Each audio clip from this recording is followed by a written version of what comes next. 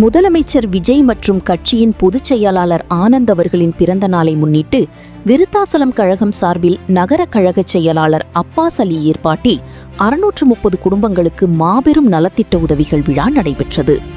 நிகழ்ச்சிக்கு கடலூர் மேற்கு மாவட்ட செயலாளர் விஜய் தலைமை வகித்தார். தலைமை நிலைய செயலாளர் ராஜசேகர் முன்னிலை வகித்தார். வீட்டு வசதி மற்றும் நகர்ப்புற வளர்ச்சித்துறை அமைச்சர் ராஜ்குமார் அவர்கள் சிறப்பு விருந்தினராக கலந்து கொண்டு மக்களுக்கு நலத்திட்ட உதவிகளை வழங்கினார்.